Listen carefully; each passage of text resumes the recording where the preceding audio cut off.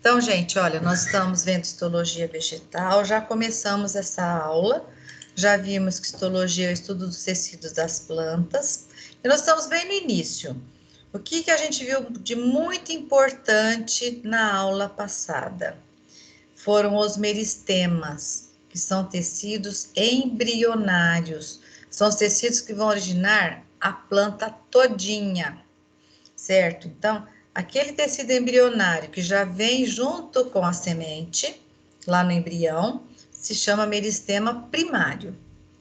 E ele é responsável pelo crescimento da planta em comprimento. Então, é quando a raiz vai descer, crescer para baixo e o caule crescer para cima. Ou seja, a raiz tem geotropismo positivo, o caule tem geotropismo negativo. Se a planta for uma planta de um porte maior, ela vai crescer também na espessura. Então, aí entra em ação o segundo tipo de tecido embrionário, chama meristema secundário, que é esse que eu comentei com vocês agora mesmo, no caso da reprodução vegetativa da fortuna, da folha da fortuna, que eu mostrei para vocês. Então, são células que já estão adultas e que elas retornam a situação inicial situação inicial embrionária e depois volta a formar um outro tipo de célula em seguida. Então, essa situação da célula ser adulta, voltar à fase embrionária e originar uma outra célula, se chama desdiferenciação. Olha aqui, ó. Desdiferenciação, que é um fenômeno muito curioso, muito interessante, observado nas plantas. Daí o sucesso que elas possuem na reprodução assexuada, tá? Agora nós paramos aqui, ó, nos tecidos de revestimento. Tecidos de revestimento são os tecidos que vão envolver a planta. Da mesma forma como nós temos a nossa pele, que é o órgão responsável pelo revestimento externo do nosso corpo, certo? As plantas também têm o revestimento. No caso das plantas mais delicadas, que têm o crescimento pelo meristema primário, esse revestimento vai se chamar epiderme. Então, um revestimento formado apenas por uma camada de célula e que vai ter uma proteção por cima, uma camadinha impermeabilizante, que se chama cutícula. Nada a ver com a cutícula dos nossos dedinhos, das nossas unhas, ok? E essa cutícula é muito importante, que o grande problema das plantas é perder água pela transpiração. Então, quando elas transpiram sob a forma de vapor, nós não enxergamos, mas a água ela é perdida. Então, uma forma de diminuir essa perda de água pela transpiração é tornar o seu revestimento o mais impermeabilizante possível. Mesmo assim, as plantas têm aberturas que se chamam estômatos, aqui ó, olha o nome aqui, estômatos, que são como se fossem os narizes das plantas, que são aberturas por onde a planta vai realizar trocas gasosas com o meio ambiente. Aquele lance de oxigênio entrar e sair, gás carbônico entrar e sair.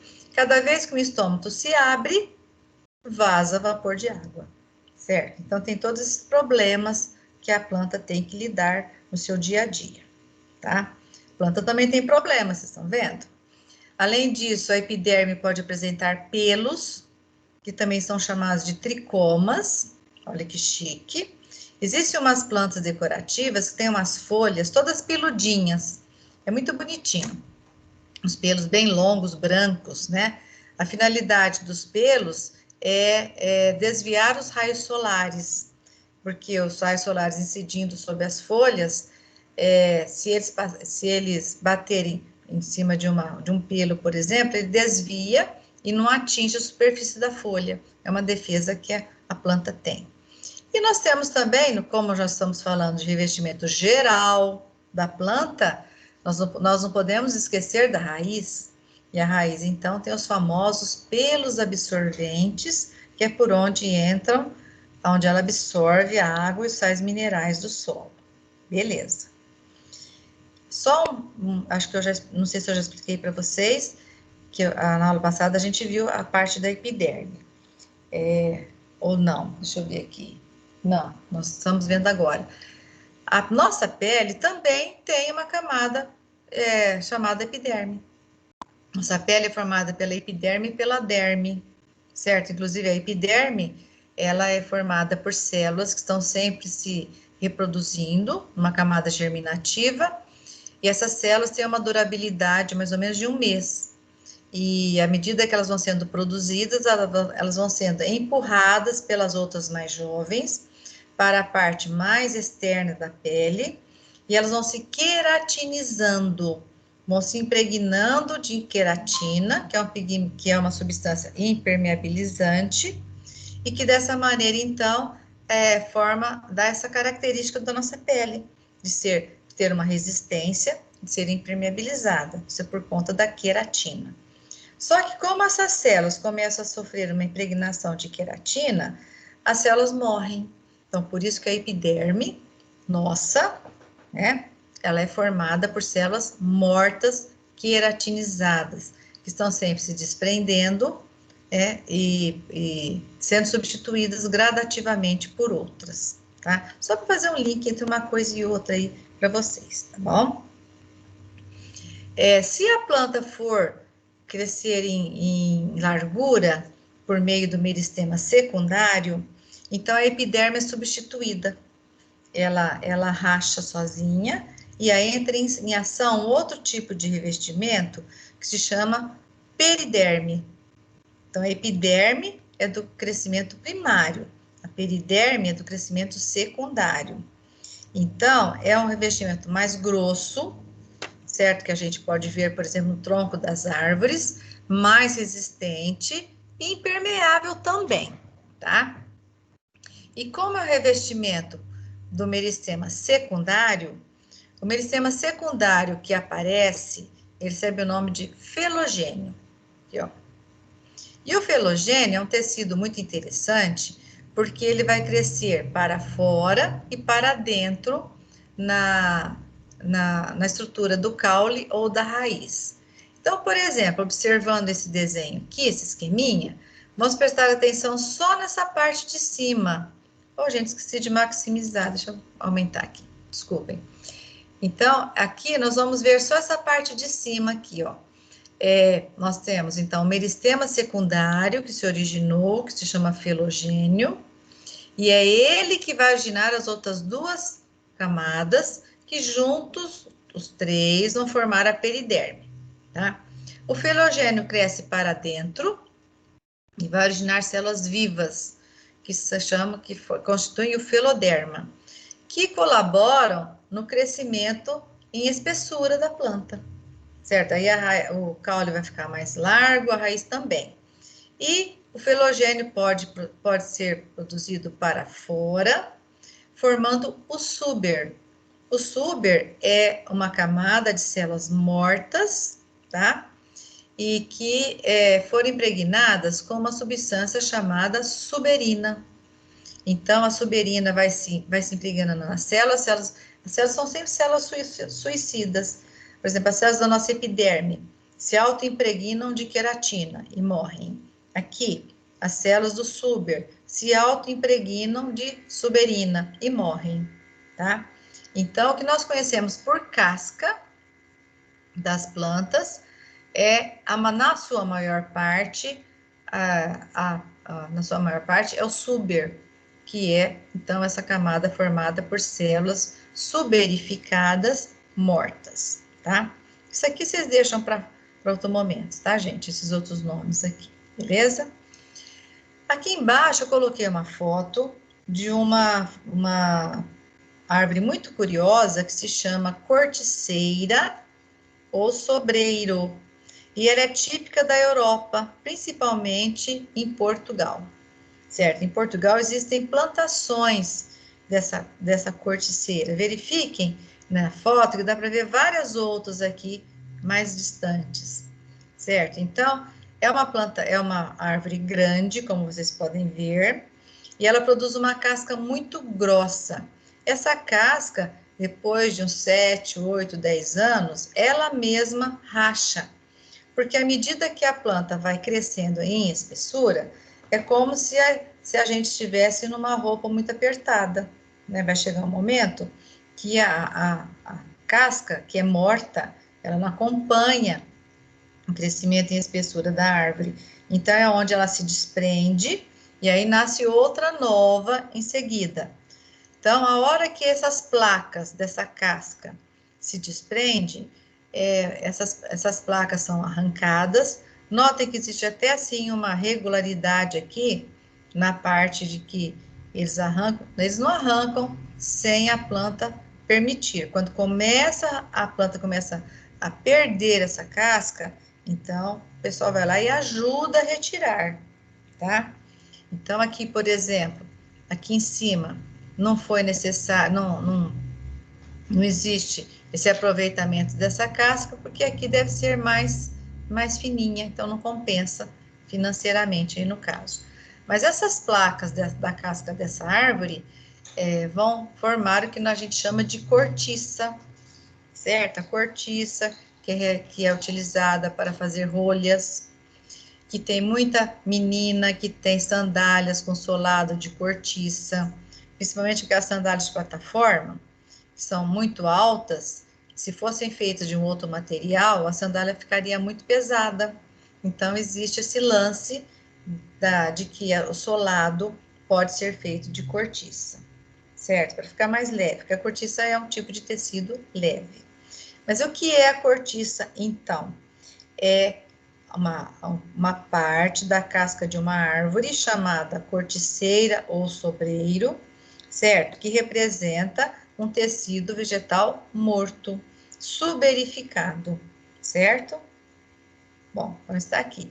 Nós já vimos essa história da cortiça, gente, na descoberta da célula, que foi feita por Robert Hooke em 1665. Robert Hooke, ele era um físico e ele inventou o microscópio com duas lentes, o microscópio binocular, e com esse microscópio ele conseguiu visualizar uma camada muito fininha de cortiça que ele colocou. E ao visualizar essa camada de cortiça, aquela película da cortiça, ele verificou que ela era formada por partes menores, como se fossem os tijolos de uma parede. E a cada parte menor daquela, o Robert Hooke deu o nome de cell, em inglês, C-E-L-L, que é o nome da célula até hoje em inglês, certo? Na verdade, o que o Robert Hooke viu não foram as células, mas sim as cavidades onde essas células estavam quando vivas. Porque o que ele viu ali foi a cortiça, que é um tecido morto, suberificado, tá? Mas foi o suficiente para ele perceber que depois todos os tipos de estruturas que ele colocava ao microscópio apresentavam sempre essa similaridade de serem constituídas por partes que se repetiam, por unidades que se repetiam. Ele foi esperto o suficiente para publicar isso, então ele é tido na história da ciência como descobridor da célula. Embora, antes dele, tenha havido um holandês chamado Leeuwenhoek, que era um nobre holandês, que também já tinha inventado um microscópio, só que o microscópio era monocular, e com esse microscópio simples, ele conseguiu visualizar espermatozoides, protozoários, glóbulos vermelhos do sangue, só que ele não foi capaz de relacionar isso aí, essas estruturas que ele viu, né, com unidades estruturais de seres vivos, que são as células, tá? Então, isso aí a gente já falou lá na primeira série, ok? Estou só relembrando com vocês. Bom, vamos agora para o tecido seguinte, que são os parênquimas. Muito fácil também. Os parênquimas, gente, são tecidos de preenchimento, certo? E eles podem ser de vários tipos, dependendo da sua função. Então, se o parênquima estiver localizado em um lugar bem iluminado, ele vai ser chamado de parênquima clorofiliano, porque ele vai ser verde, vai possuir muitos cloroplastos, e esses cloroplastos vão fazer fotossíntese. Então, a função do parênquima clorofiliano é uma função fotossintética. Observando, então, esse esquema, temos várias coisas para ver aqui, gente. Esse esquema representa um corte transversal de uma folha, tá? Aqui é a parte superior da folha, aqui é a parte inferior dela. Como se a gente tivesse tirado uma fatia da folha, tá? Observem que aqui dá para ver a epiderme, que nós acabamos de falar, que é um tecido de revestimento de meristema primário, cujas é uma camadinha de células só, que não são clorofiladas, certo? E que essa camadinha de células são células chamadas de células justapostas. O que significa isso, gente? Células justapostas. Significa que são células bem juntinhas uma na outra para não deixar nenhum espaço, como se fossem os ladrilhos de um piso. Certo? Todo revestimento ele tem que ser o mais fechado possível para impedir a entrada de agentes microbianos. É o caso da nossa pele também, certo? A epiderme nossa também é constituída de camadas de células justapostas. São células bem juntas a uma outra, sem substância intercelular, tá? Aqui em cima tem essa outra camadinha aqui, que é a cutícula, que eu falei para vocês, né, que apareceu no slide anterior. Tem a função de impermeabilização, ok? Mas esse esquema está aqui para mostrar para vocês o parênquima clorofiliano, que é o parênquima verde, porque tem cloroplastos nas suas células, ok? Inclusive aqui nós temos dois modelitos de parênquima clorofiliano. Este, que é o parênquima palissádico, constituído por células bem unidas umas às outras, dando um aspecto de uma paliçada. O que é uma paliçada, gente? Como se fosse uma cerca, certo? E aqui embaixo nós temos um outro tipo de parênquima clorofiliano, mais espaçado, deixando lacunas, deixando câmaras, certo? Que se chama parênquima lacunoso, certo? Essa parte em roxo aqui, que aparece nesse esquema, é uma parte de um feixe vascular que representa, por exemplo, uma nervura da folha, tá? E aqui embaixo, gente, na parte inferior, é que existem os estômatos, que eu comentei com vocês, que são aberturas por onde haverá a passagem, o intercâmbio de gases entre a planta e o meio ambiente. Então, aqui vocês podem observar que nós temos um estômato fechado, e aqui nós estamos com o estômato, estamos observando um estômato aberto, que vai permitir o fluxo de gases, tanto para fora como para dentro. Aqui, partes da epiderme, igual aqui em cima. Ok? Agora, esse esquema daqui de baixo representa um outro tipo de parênquima, que é encontrado em células que estão localizadas em lugares não iluminados, certo? Lugares escuros, como, por exemplo, a raiz, um caule subterrâneo. Então, neste caso, o parênquima não terá função fotossintética, porque não tem luz acessível a ele. Então, ele vai servir para outra coisa. A função dele aqui, no caso, será depósito de amido, que, por conta disso, o parênquima é chamado de parênquima amilífero, certo? O que é o amido mesmo, gente? Eu esqueci. O que é o amido?